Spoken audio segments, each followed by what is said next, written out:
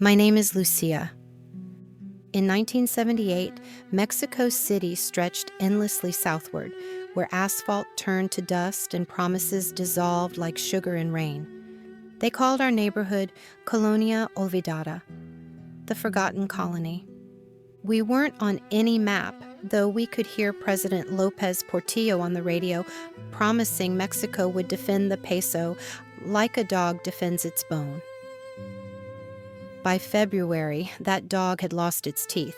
The peso crashed, falling 40% overnight. For those who had money, it was a crisis. For us who had nothing, it was Tuesday. Every morning before dawn, the smell of burning corn stalks filled our kitchen. My mother rose at 4:30, lighting a makeshift stove built from cinder blocks. Wood was a luxury, so we burned corn husks, their smoke leaking through the gaps in our tin roof. Our atole was so thin you could see through it. On lucky days, we had sugar. Most days, only salt. I was 16, already 3 years into being the head of our household. My father had died in a construction accident up north, building one of those oil refineries that were supposed to make Mexico rich. The company said they had no record of a worker named Carlos Mendoza, as if a man could be erased as easily as pencil on paper. The day after we got the news, I left school. My brother Miguel's asthma medicine cost more than my dreams. Sometimes I saw girls my age in clean uniforms laughing on buses. That life of books, of wasted afternoons, was gone. Miguel was 8 then, all knobby knees and questions he didn't have breath to finish. "Nana, when I grow up," he'd start, then cough until his lips turned blue. I'd hold him, feeling his ribs shake like bird bones, and wait for the attack to pass. He wanted to be a pilot. He'd never even been in a car. On good nights, when his breathing was steady, he'd trace the lines on my palm by candlelight. "You have a long lifeline, Nana," he'd say, his finger careful and warm. "That means you'll live forever." "Then I'll have plenty of time to buy you a plane," I'd tell him. He'd smile, a gap-toothed grin that made the whole colonia disappear for a moment. Those were the nights I could sleep. Each morning I walked 2 hours to Mercado de la Merced, the sprawling market at the city's heart, balancing a plastic tub of my mother's tacos on my head. The bus cost 3 pesos, what I might earn from selling 2 tacos. So I walked.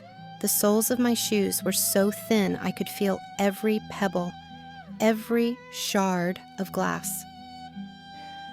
The market was a living thing, shouting, sweating, never sleeping. "Tacos, tacos calientes," I'd call until my throat went raw. 2 pesos each. On good days, I sold 20. On bad days, when the police demanded their mordidas, their bribes, I sold 5 and lost 3 pesos just to keep my spot. By evening, my arms trembled from carrying the tub, but I counted every coin, knowing how many breaths of medicine each peso could buy. "Can we get the medicine today?" my mother would ask, hope flickering like a candle. "Tomorrow, Mama." Tomorrow for sure. But tomorrow had a way of never arriving, and each night Miguel's wheezing grew a little louder, a little longer. At night, the sound of motorcycles meant Los del Norte, the local cartel, were making rounds.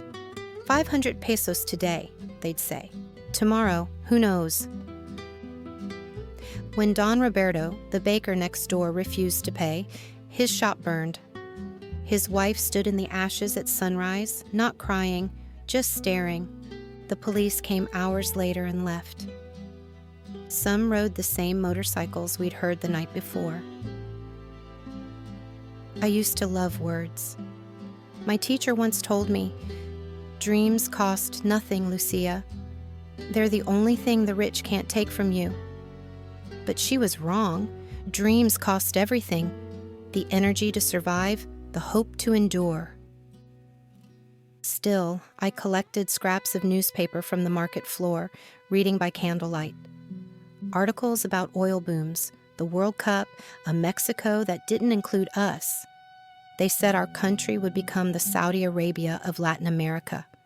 But in our colonia, the only thing that trickled down was rain through our roof. Every night, my mother lit a candle before the Virgin of Guadalupe. Dios nos ve, Lucia, she'd whisper. God sees us. Sometimes I wanted to ask, if he sees us, why doesn't he look away? But faith wasn't about answers. It was about surviving without them.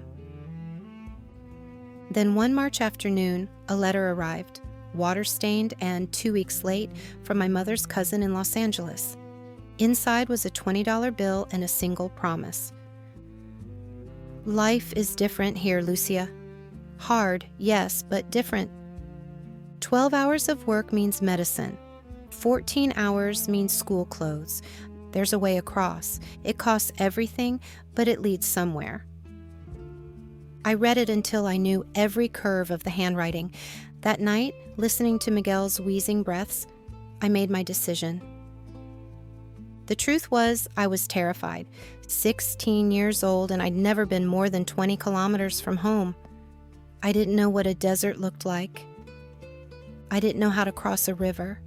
I didn't even know if I'd recognize Los Angeles when I got there. But fear was another luxury I couldn't afford. He whimpered once in his sleep, "No te vayas, Nana." Don't go. But I had to. Hope, I realized, wasn't a gift.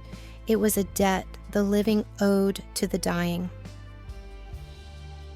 "Te prometo," I whispered, my hand on his burning forehead.